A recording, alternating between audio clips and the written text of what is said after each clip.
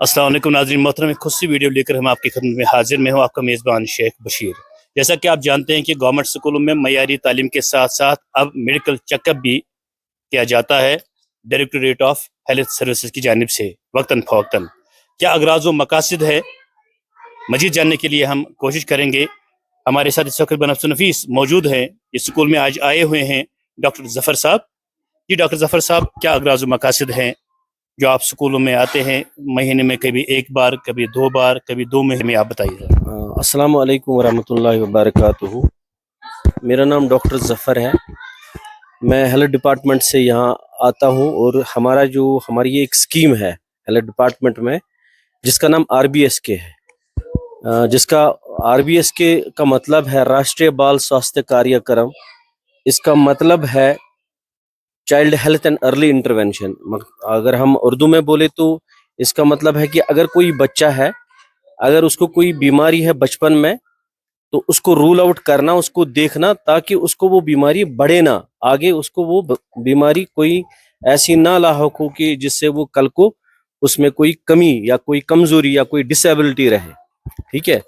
तो इसमें क्या हम देखते हैं इस स्कीम में, इसमें हम देखते हैं कि बच्चों में कोई बर्थ डिफेक्ट तो नहीं है। जैसे बर्थ डिफेक्ट में आता है किसी को आंखों में प्रॉब्लम होती है, या किसी को वो जिसको हम क्लेफ्ट लिप बोलते हैं, उसका वो होंठ कटा होता है, या क्लब फुट होता है, या किसी को कोई ऐसी डिसेबिलिटी होती है जो अगर हम अर्ली इंटरवेंशन उसमें करें तो वो उसका वो ट्रीटमेंट वक्त पे हो सकता है।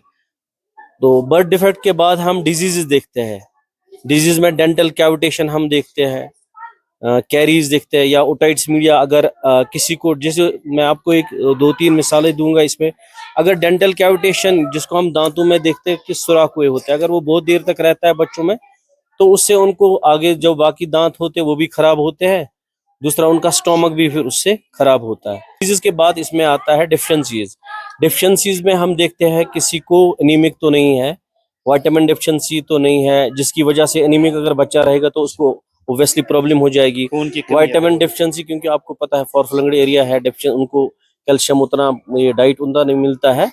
तो कैल्शियम की वजह से अगर हम विटामिन D डिफिशियंसी देखें तो उनमें वो हड्डियां कमजोर होती है। जैसे अक्सर हम देखते हैं एनीमिक बच्चे होते हैं ज्यादातर, और विटामिन डिफिशियंसी भी होती है, या विटामिन A डिफिशियंसी है।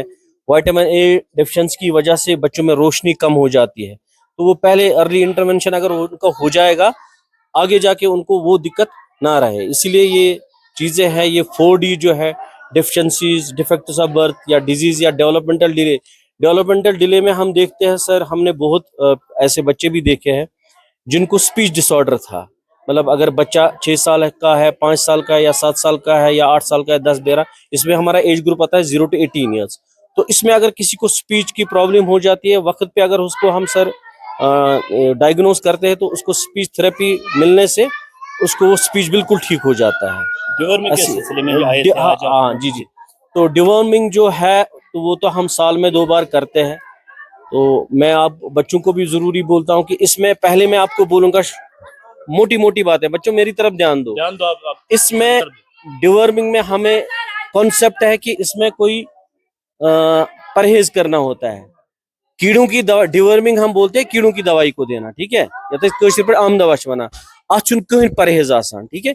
ये हम किसी भी वक्त खा सकते हैं, कोई भी खा सकता है, ठीक है। 3 साल से ऊपर, जो 3 साल को लगता है वही डोज, बट बड़े बड़े इंसान को भी, जो मतलब मैं जैसे हूँ या सर है, इनको भी वही टैबलेट खानी है, तो आपको भी है। इसकी वजह से ये क्यों जरूरी है बच्चों में, क्योंकि बच्चे तो बढ़ते होते हैं, इनका दिमाग इससे अच्छा रहता है, इनको खून जो बॉडी में है वो बराबर रहता है, तो इनका जो स्टोमक है वो ठीक रहता है, ठीक है। इनका जो इम्यून सिस्टम है, इम्यून सिस्टम वो सिस्टम होता है जो इंसान को, या खासकर बच्चों को, बचाता है डिजीज से। कोई भी इनको एलर्जी या कोई भी डिजीज इनको नहीं लग जाती, क्योंकि बच्चे बाहर खेलते रहते हैं। जब इन बच्चों का इम्यून सिस्टम अच्छा होगा तो इनको कोई भी बीमारी नहीं लगेगी। क्या मैसेज देना चाहते हैं आप, जो मतलब यहाँ के जो गवर्नमेंट स्कूल हैं, कैसे वो आपको कोऑपरेट करते हैं, मतलब क्या करना चाहिए इनको? हम ये हमारी आपसे मैसेज भी है, मोदिबाना गुजारिश भी है सर। हम स्क्रीनिंग के बाद हम उनको रेफर करते हैं। तो रेफरल में हमें प्रॉब्लम होती है कि वो फिर आते नहीं, वो कोऑपरेट नहीं करते हैं, वो बड़ी प्रॉब्लम। क्योंकि अगर मैंने पहले ही अर्ज किया कि अगर किसी का अर्ली इंटरवेंशन में कुछ अच्छा हो जाता है तो उसका वो हो सकता था। जब वो नहीं आता है, कोऑपरेट नहीं करता है, हम अगर अब उसको रेफरल, मैंने आज भी हमने यहाँ पे कई बच्चों को रेफर किया है जिनको विटामिन डेफिशिएंसी भी थी, विजन प्रॉब्लम थी, और जो एनीमिक भी थे कुछ बच्चे, तो उनको हमने रेफर किया है। अगर वो नहीं वक्त पे आते तो उस वजह से हमें फिर विजन में हमने अक्सर देखा कि कई अक्सर स्कूल में हमने विजन की प्रॉब्लम देखी है। माइनस की तरफ, माइनस मतलब जैसा कि -2, -3, -4, -5, क्योंकि -10 की तरफ बचे जा रहे हैं। इस सिलसिले में आपका डिपार्टमेंट क्या कर रहा है और हमें क्या करना चाहिए? हमने बहुत, मैंने पहले ही बोला कि हम इसमें विजन भी देखते हैं।